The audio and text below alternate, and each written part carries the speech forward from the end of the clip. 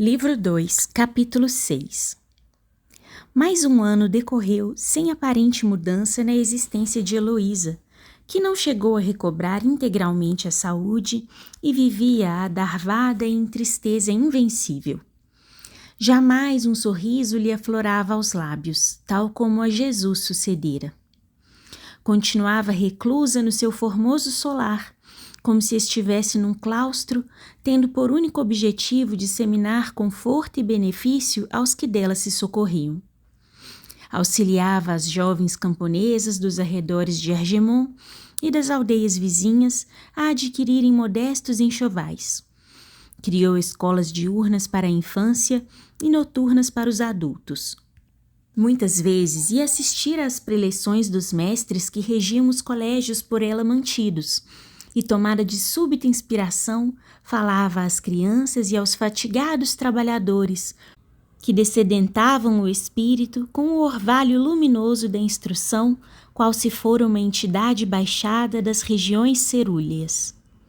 Comprazia-se no convívio das criancinhas, afagando-as com carinho e tristeza, dando-lhes confeitos e bonecos nos dias festivos.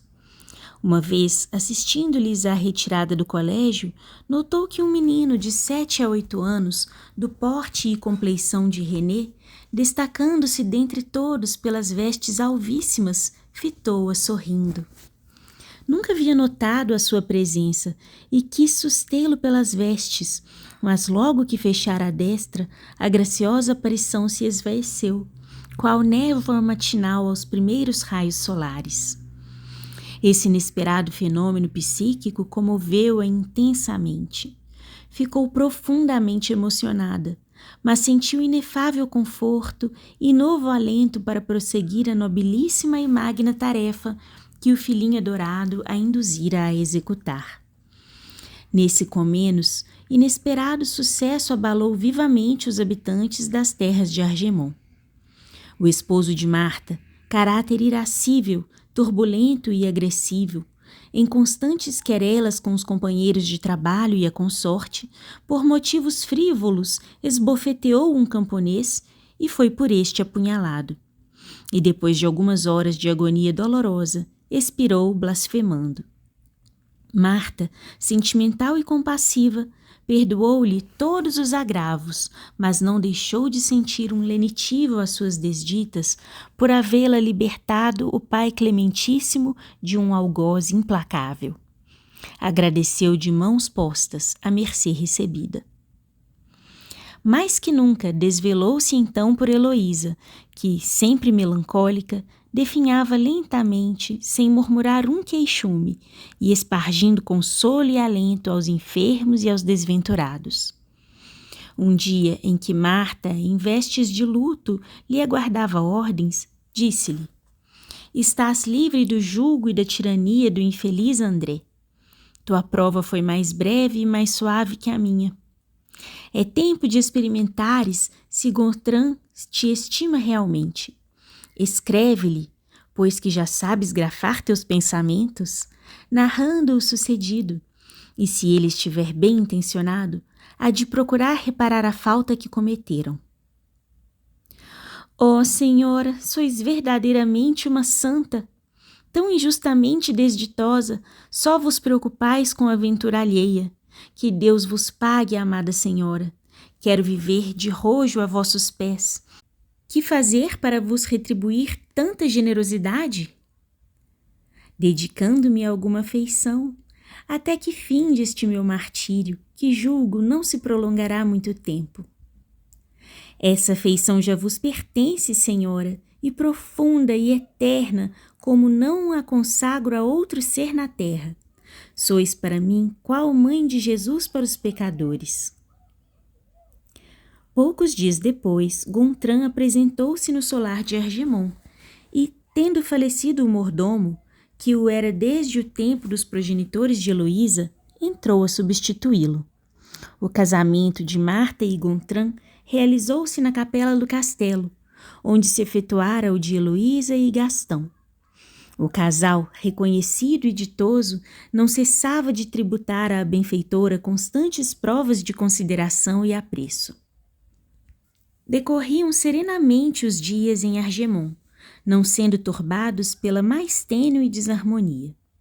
Heloísa, que os preenchia com atos de altruísmo no convívio de jovens, crianças, campônios, aldeães, só à tarde se recolhia aos aposentos particulares. São as horas consagradas ao céu, às preces, à meditação e à saudade dos que se foram para o além, dizia com melancolia. Nas noites quentes e estreladas, deixava as janelas abertas e contemplava, enlevada, o firmamento, desejando sondar o côncavo azulado onde o Criador encerrou, como em veludo escrínio, todas as fulgurantes maravilhas siderais e todos os diamantes luminosos do universo. Tinha então momentos de êxtase, de exteriorização espiritual, parecendo-lhe que a alma se evolava do frágil casulo para as regiões superiores, em demanda dos estremecidos entes que, no passado, como vibrações argentinas, enchiam-lhe de melodias a existência. Havia instantes em que se julgava nos domínios dos intangíveis. Ouvia um como que flabelar de asas de arminho, surpreendia jorros de luz suavíssima fendendo o espaço constelado, chegando-lhe até a fronte como cataratas de diamantes fluídicos.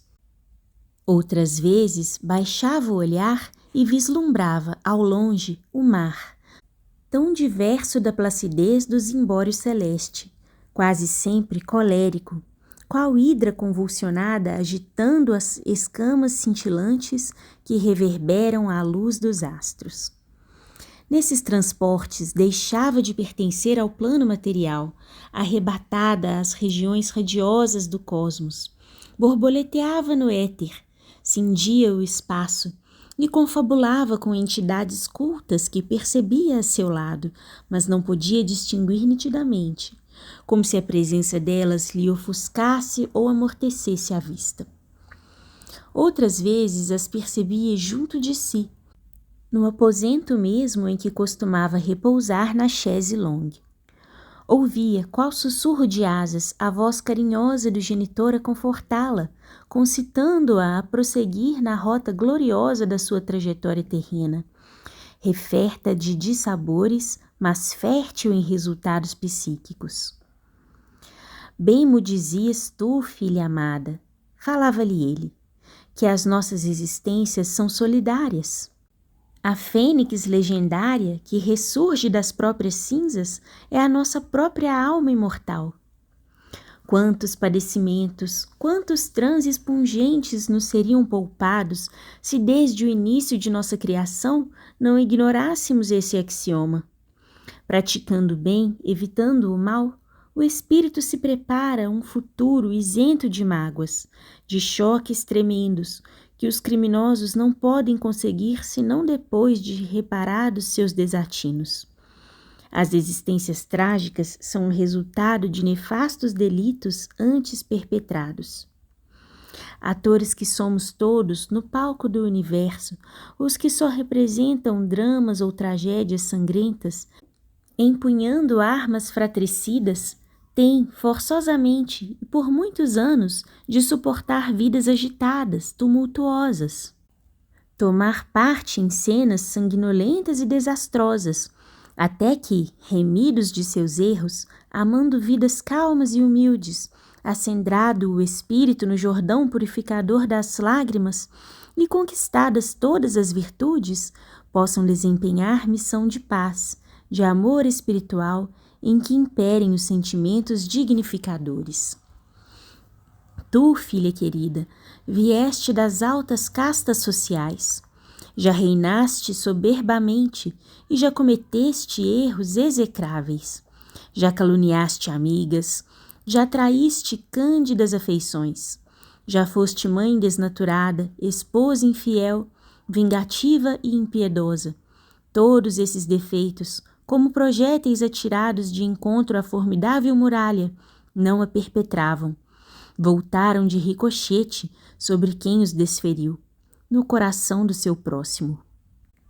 Agora, Para que ultimes vitoriosamente as provas planetárias, é mister treinar a alma para o perdão, para o esquecimento das chagas abertas em teu coração nobilíssimo, que já foi insensível à voz da desventura, armando o punhal traiçoeiro em cenas revoltantes de crueldade e vindita. Pai adorado, segredou-lhe em surdina, de alma para alma, percebo que estais sempre a meu lado e sabeis como tenho cumprido austeramente os meus deveres. A consciência não me acusa de haver cometido o mais leve delito. Não a tenho mareada pelo mais tênue desdouro. Fui, porém, muito ultrajada e ferida no âmago do meu ser. Parece-me que, desde que me separei do idolatrado René, tenho o coração retalhado, esfacelado por invisível adaga.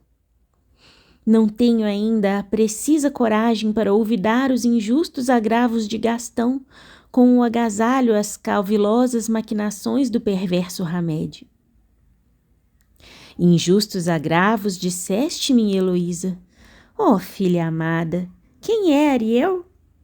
Comparsa ou conivente de todas as tragédias do teu passado na terra, e que por tua causa, sob a tua maléfica influência, perpetrou os mais bárbaros crimes, manchou de sangue a mão que assinava sentenças iníquas, ceifando vidas preciosas, empunhando armas fratricidas, e que reaparece agora, antes que desça o velário da tua última prova terrena.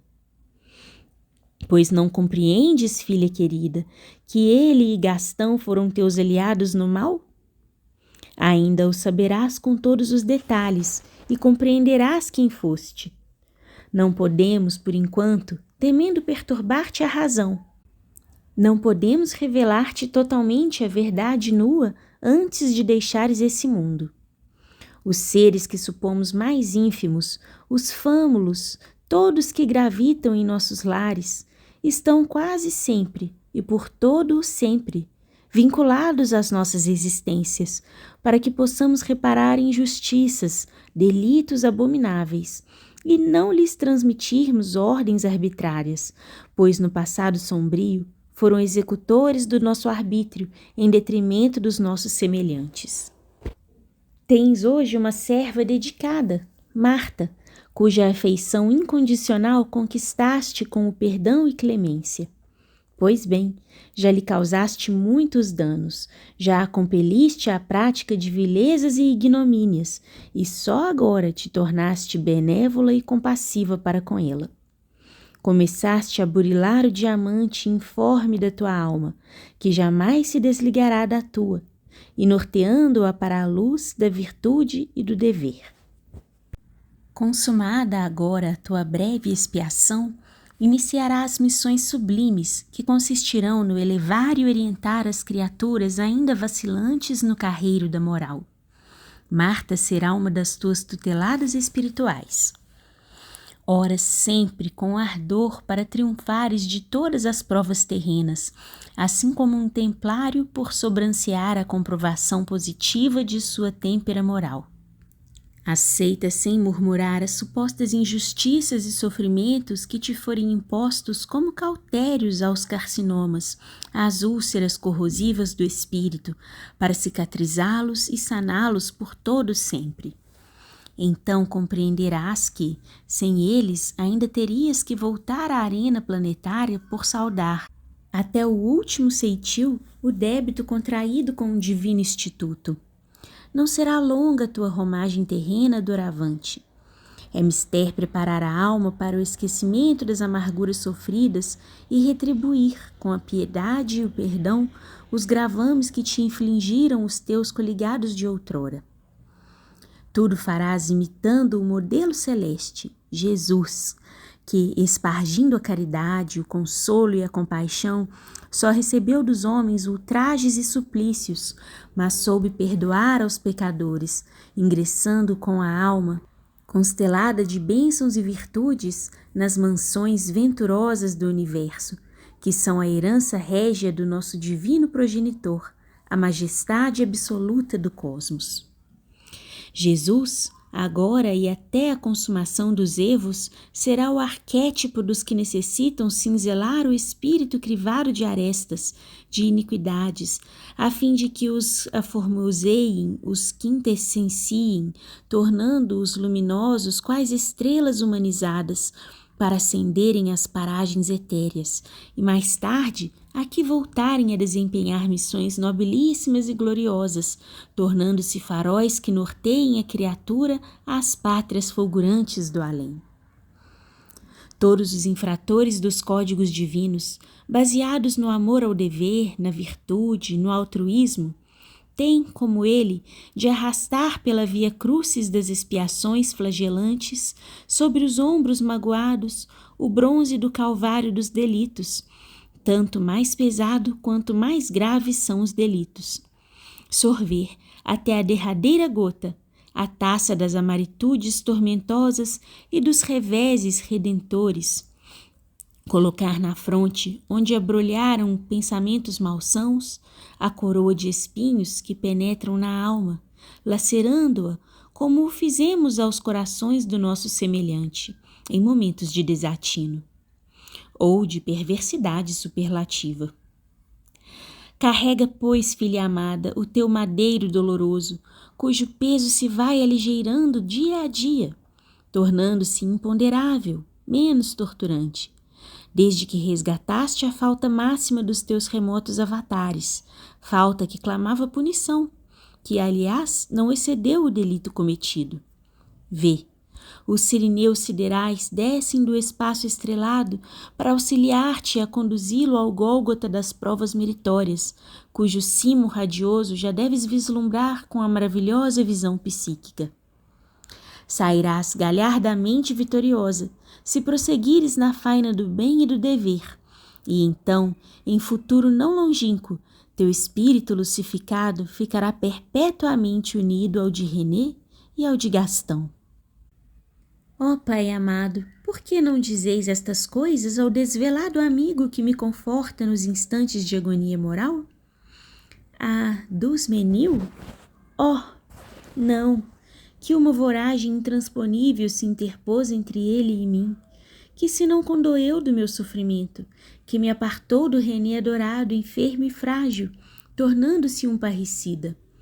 Julgou-me vulgar adúltera, conhecendo meus sentimentos de honestidade, minhas ideias dignificadoras.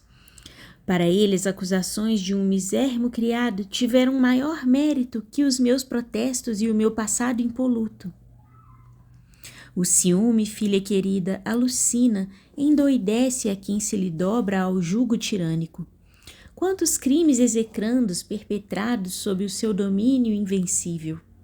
É o carrasco dos corações amantes, é a prova máxima do afeto, mormente do conjugal, é o egoísmo perdoável de quem ama profundamente. Quantos punhais de Otelos hão varado corações inocentes, empunhados por uxoricidas, desvairados pelo despótico ciúme? Nunca o sentiste nessa existência, Heloísa, desposando o único homem que amaste.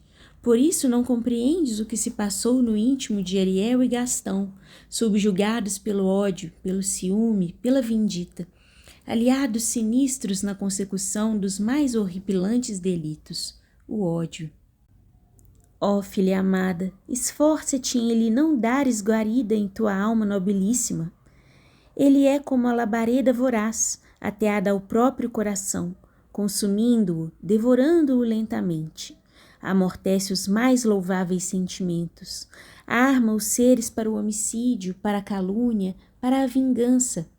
Cria um inferno interior, calcina todas as virtudes, lança o desespero no imo de quem o concebe, tornando-o verdugo implacável daqueles a quem mais adorava, de si próprios, da humanidade toda.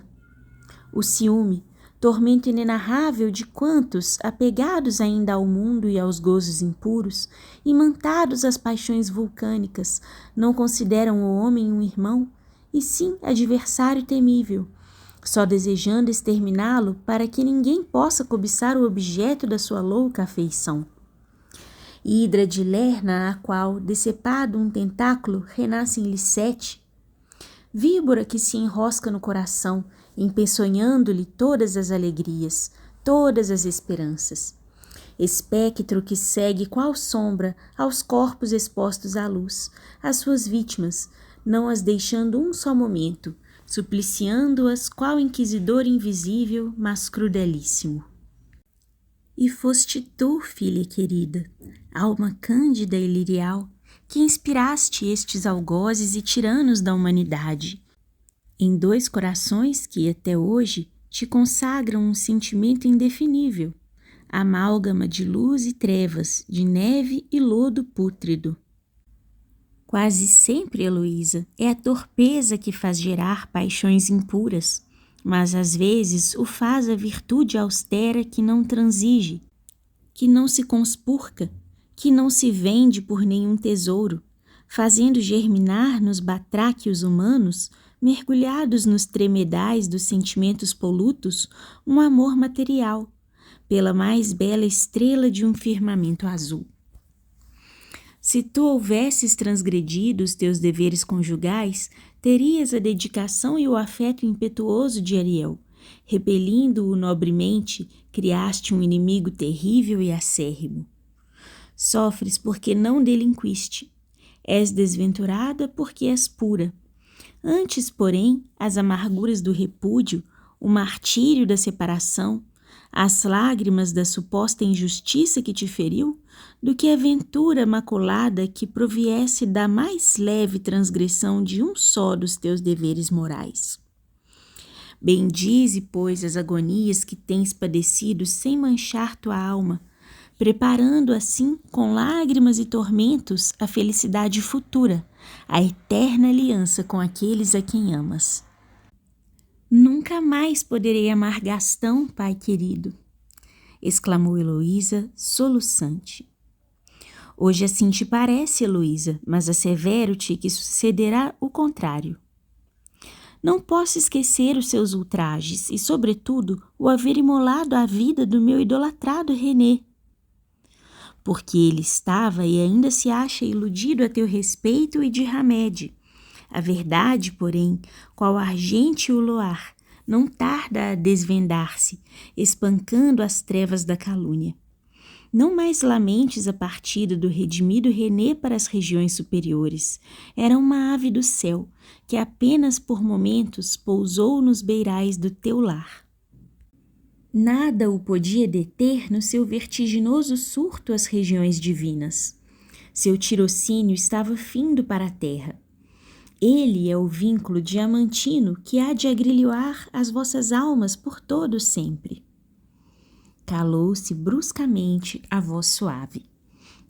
Heloísa, a conselho do invisível protetor, orou mentalmente, implorando ao Pai Clemente a coragem necessária para, antes de terminar seus dias na terra, esquecer ou perdoar os agravos recebidos, as angústias por que passara, tornando-se indulgente para com seus ofensores e quantos, de priscas eras, se constituíram instrumentos de suas arbitrariedades e delitos.